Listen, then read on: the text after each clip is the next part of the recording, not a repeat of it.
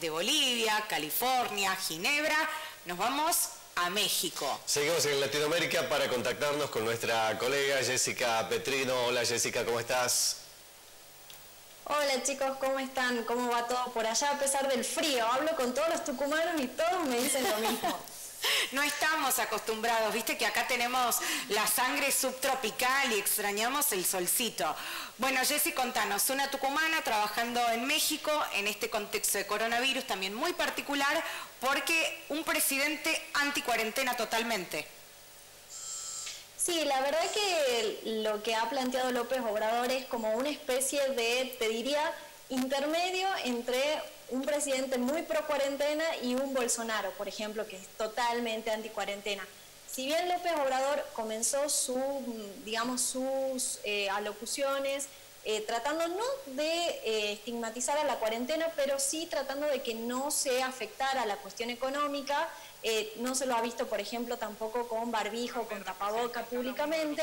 Y lo que ha hecho el gobierno de México más que nada es traspasar toda esta responsabilidad a el subsecretario de Salud, que es un epidemiólogo, y ha creado esta especie de personaje, en el sentido del doctor López-Gatell, quien es el encargado todas las tardes de darle información respecto a coronavirus. Entonces, López Obrador se ha alejado un poquito de este ojo, ¿no?, de esta responsabilidad, para dejarla en su gabinete. Llamó un poco la atención este manejo de la pandemia en este 2020 porque recordamos que México fue el epicentro de la epidemia del H1N1 y fue muy diferente. Casualmente me tocó estar ahí en 2009 y se cerró absolutamente todo y la gente que no circulaba con barbijos tenía multas, tenía sanciones. Sí, exactamente. Ahora se evitó por parte del gobierno de López Obrador hacer este tipo de cierres tan estrictos. Se ha invitado cordialmente a la población, se ha, denominado lo que es la Jornada Nacional de Sana Distancia, que duró hasta el 31 de mayo, y a partir de esa fecha ya se dejó la responsabilidad a cada uno de los estados y a cada uno de los municipios. Se ha armado así como en Argentina un mapa con una especie de semáforo.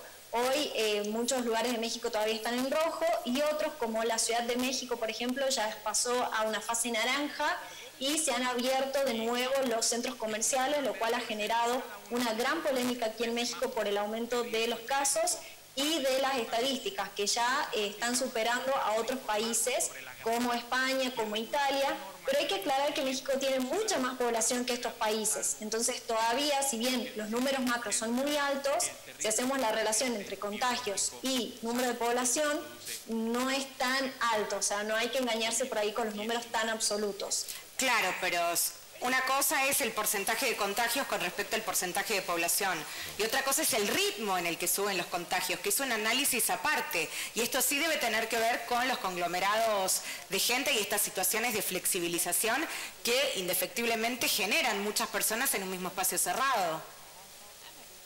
Exactamente, había disminuido la cantidad de contagios en las últimas 2 semanas, pero como les digo, al pasar este semáforo de rojo a naranja en la Ciudad de México, que es el máximo conglomerado de personas, se ha vuelto a ver un aumento en la cantidad de contagios. Esto está preocupando a la población, las empresas, algunas están dando marcha atrás, pero lo que hoy preocupa al mexicano, les puedo decir, es la cuestión económica. Al mexicano de a pie, al que quiere volver a salir a trabajar, acá hay un alto porcentaje de población que vive de la economía informal, de salir a la calle, vender sus productos, de que la gente pase por sus negocios. Entonces, esta es la principal preocupación hoy, pero vemos sectores como, por ejemplo, también el turismo. México, gran parte de su PBI tiene que ver con el turismo y que está totalmente golpeado. De hecho, yo estoy ahora en la ciudad de Puebla, donde ayer cerró el hotel más tradicional de la ciudad frente a la plaza principal, que tenía 100 años, ha cerrado en el día de ayer, así como veíamos recién en el tape en Tucumán. Entonces es bastante preocupante la situación de algunos sectores. Jessica, ¿se puso en duda también en algún momento la capacidad del sistema sanitario de México para dar respuesta? Sí, ha sido un tema polémico porque les cuento que aquí el sistema de salud es un poquito diferente que el sistema argentino. Si bien hay un sistema público, para acceder al sistema público uno tiene que ser un trabajador registrado. Entonces no es tan público y también los testeos no eran públicos. O sea, uno tenía, si no tenía este servicio de salud, lo tenía que pagar con costos realmente elevados. Entonces por eso siempre se aclara que los números son estimativos porque realmente no se sabe cuántos mexicanos están contagiados del virus y realmente se ha puesto en duda la capacidad del sistema de salud. Pero bueno, según las autoridades está todo controlado, no ha habido, digamos, tampoco alguna prueba en contra de que no esté controlada la situación. Pero lo que sí se había visto mucho al inicio de la cuarentena era ciertas manifestaciones sociales contra el personal de salud por miedo por parte de la población a los contagios. Entonces, por ejemplo, no dejaban que el personal de salud saliera o entrara, mejor dicho, a sus casas o que se pudiera transportar en transporte público. Entonces hubo una situación bastante tensa en cuanto a lo social. Y sí también hay que aclarar la gran inequidad en cuanto a los contagios, porque según las estimaciones, el 70% de las personas contagiadas no ha terminado la primaria, por ejemplo. Entonces hay una cierta inequidad, digamos, en cuanto a la cantidad de contagios y a las personas. Y lo que vemos en pantalla es algo que sí me gustaría comentarles, que no sé si llegó por allá, que es una estrategia de comunicación muy interesante respecto a la pandemia y a la creación de un personaje animado que es Susana Distancia, que obviamente está destinado a los niños y a la población más joven, pero que la gente lo ha tomado realmente muy rápido y ahí en vez de decir como la distancia, te dicen Susana Distancia. Claro. Y ha sido, creo que, una buena acción si vemos desde el punto de vista comunicativo. Realmente. Sí, lo estamos viendo y que además es inclusivo porque vemos superhéroes en silla de ruedas, este escuadrón de la salud, como estamos viendo en imágenes. Está bueno como para llegarle a los más pequeños con este mensaje. Jessica, y por último y brevemente, por lo menos de mi parte, ¿qué está pasando con los rubros de la actividad económica? ¿Hay algunas actividades que todavía no estén dentro de esta flexibilización y que tengan todavía restricciones o está todo abierto? No, no está todo abierto. Hay muchas actividades, como les decía, las hoteleras o lo que tiene que ver con el turismo, que tienen ciertas restricciones. También, por ejemplo, en el caso aquí de Puebla puntualmente, la actividad automotriz es muy grande. Aquí Volkswagen tiene una empresa y Audi también una planta de producción.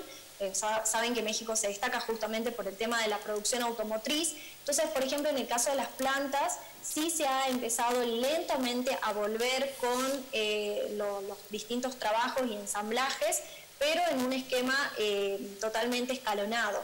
Otro tema que no ha vuelto, por ejemplo, que no tiene que ver con la economía, pero sí es importante, es el tema educativo. Hoy están en receso de verano, porque recordemos que aquí estamos en las vacaciones largas, pero sí se está cuestionando la vuelta en agosto, septiembre por parte tanto de las escuelas como de las universidades, que eso va a ser también muy importante por el flujo de gente. Y en el caso de la Ciudad de México, los rubros que tienen que ver con la economía de oficina tampoco están funcionando yendo a la oficina, sino están funcionando bajo un esquema de home office. Digamos, el sector más o el rubro más afectado son los comercios, que sí están abriendo, y en el caso del rubro gastronómico es simplemente con delivery y se permite a aquellos que tengan terraza de ciertas dimensiones sí atender a las personas allí, pero realmente hay muy pocas personas sentadas en las terrazas de los bares. Todo es mayormente delivery. Bueno, qué lindo comunicarnos con Jessica en ese lugar tan emblemático de México como es Puebla, que tiene tanta historia y que tiene una de las gastronomías más reconocidas a nivel mundial. El arroz poblano es imposible no probarlo. Estás extrañando. Mucho, muchísimo. Bueno, Jessy, te esperamos por acá, Sergio. Es mitad y mitad, Sergio. Es casi mexicano, te diría. Sí. Jessy, muchas gracias por esta comunicación con nosotros. Gracias a ustedes, chicos.